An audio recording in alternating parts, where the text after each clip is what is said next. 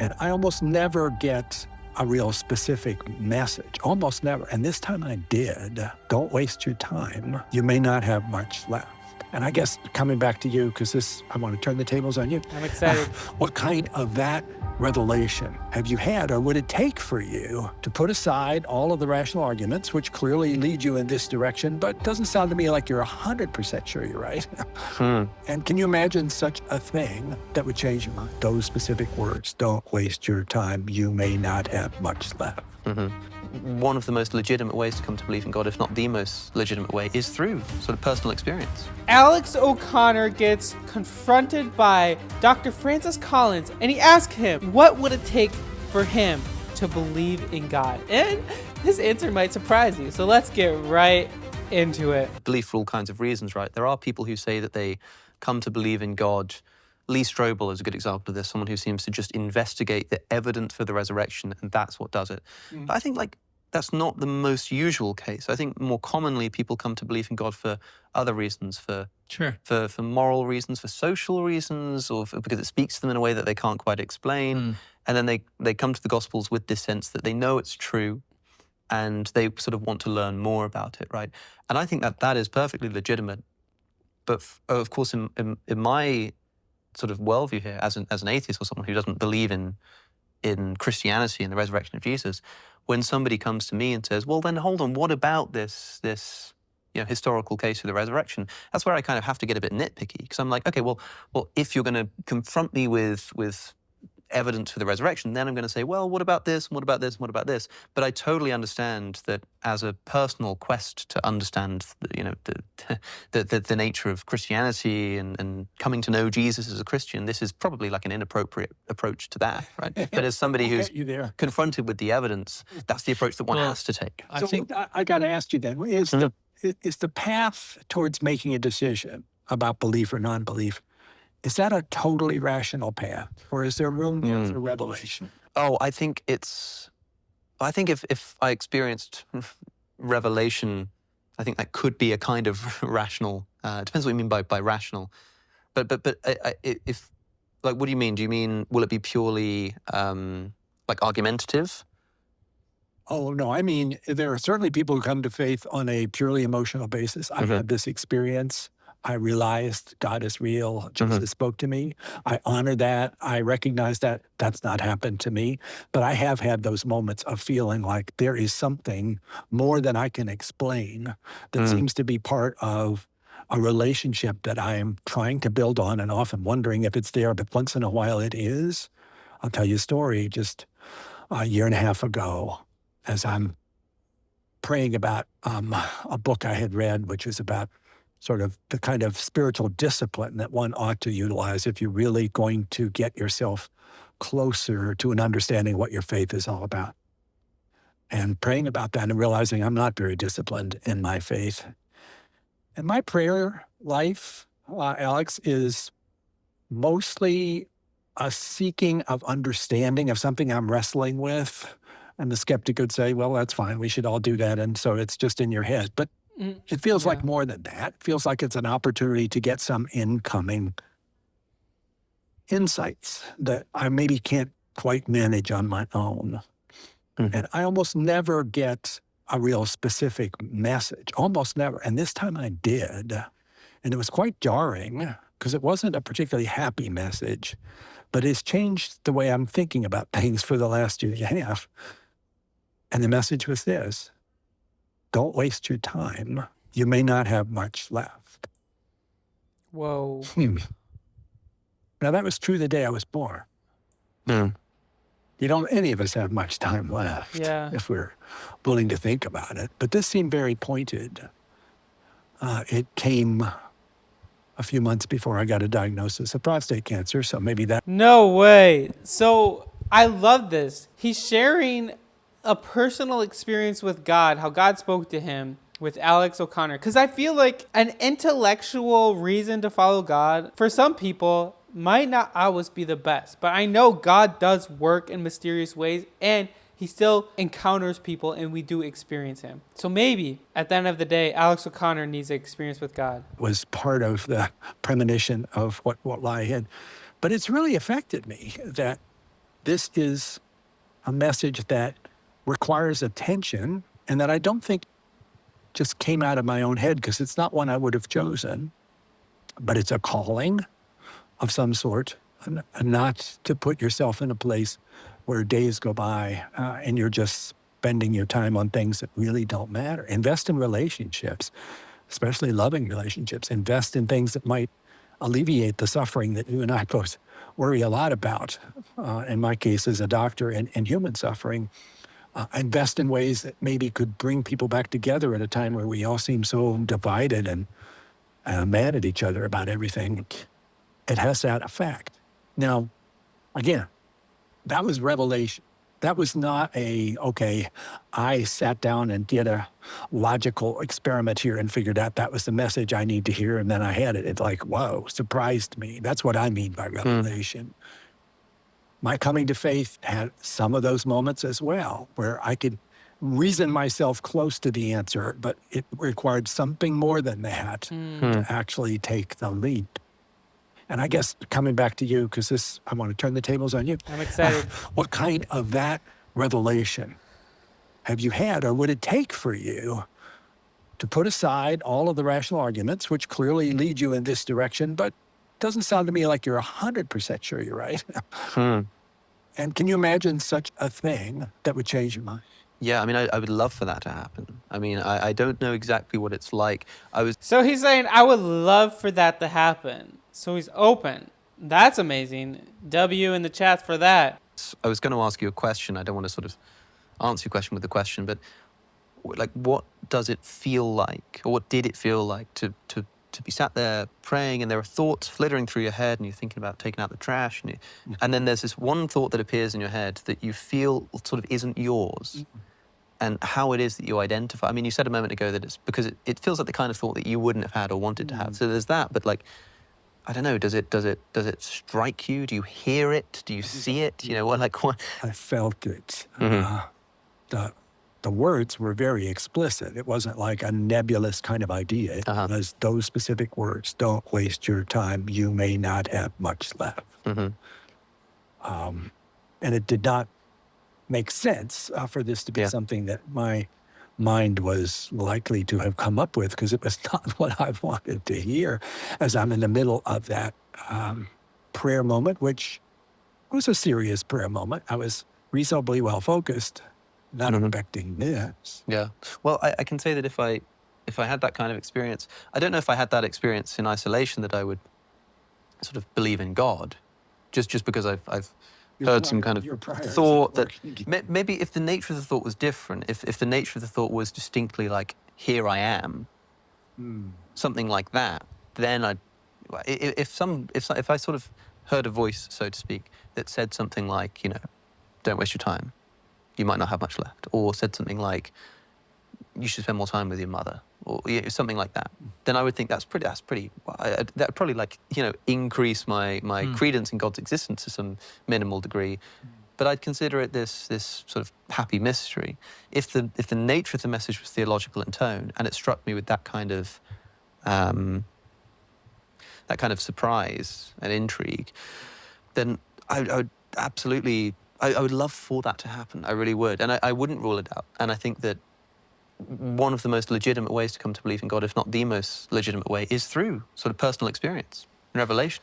Let's go! So we need to pray that he has a personal experience with God. Thing is, a lot of times it's difficult. It's very hard. But yeah, the problem is with some people, when they have like experiences like that, it's a lot like, oh, I was just thinking that. That was just my own thoughts. I got lucky. I just happened to think like that, but not ours, you know.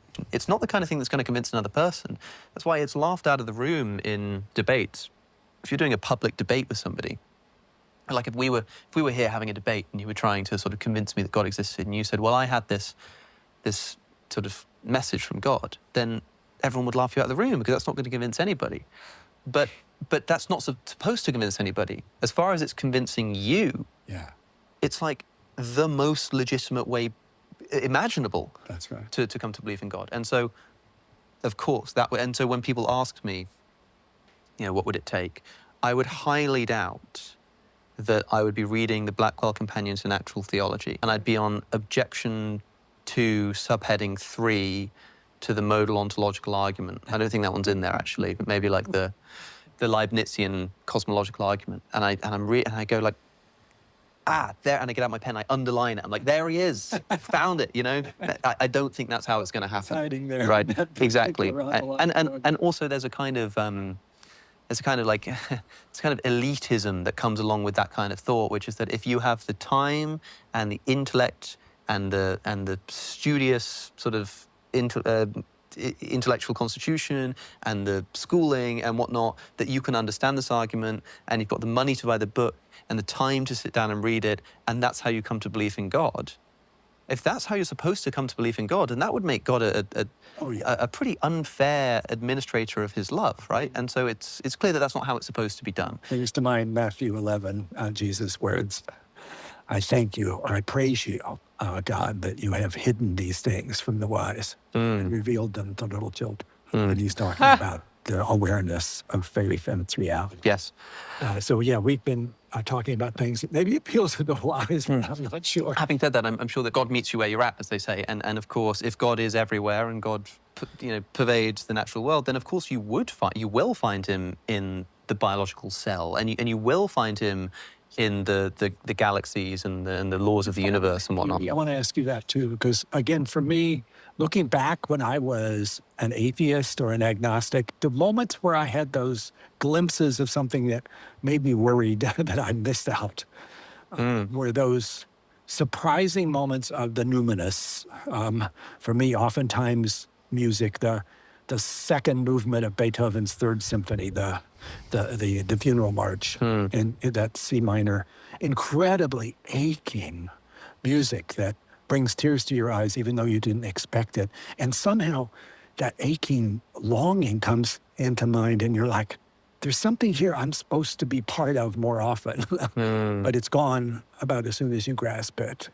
Or something beautiful in terms of art, although it's often for me, the music. Does that happen to you to get those glimpses of, I mean, C.S. Lewis calls that joy, that we're surprised by joy, Yeah. the name of his book.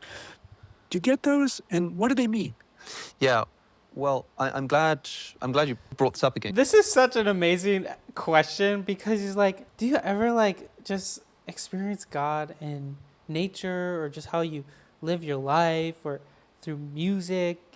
Like when you get joy, what do you think that means? Because I remember earlier when you used the word longing, and I've always identified the feeling of beauty as something a bit like longing in a way that's also, okay, so I think that the word beauty is one of the most like promiscuous terms in the English language. I think that like Joy. we refer to a bunch of different, like categorically different things and kinds of things as beautiful. So is love. I think that music is beautiful. I think my wife is beautiful. I think that meal was beautiful. We're meaning totally different things, right? Blurred it all up. And so we have to sort of hyper-focus here, right? So like with music, for example, it is an incredible mystery that you can like play some notes on a keyboard that vibrates the air in such a way as to bring up very specific emotions in a person. That's incredible.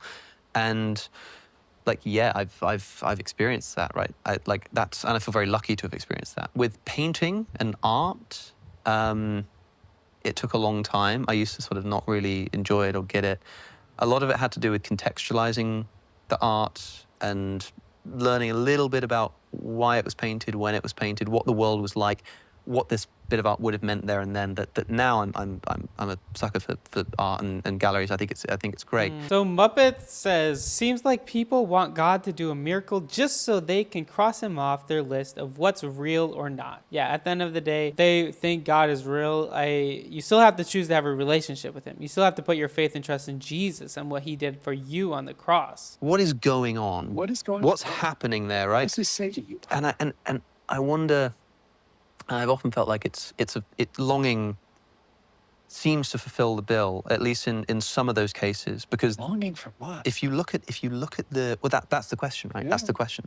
If you look at and this is why, by the way, I understand why people use this argument from beauty to God, because like, what is this thing that you're longing for? Well, maybe it's something like some kind of intrinsic maximum of beauty. I find that quite difficult to cognize. I find that difficult to sort of look at a painting and a bit of music and a really good pizza. I think the thing that they all sort of have in common that's pulling me to them, if I sort of push those together, I sort of get a god-looking figure. Maybe though.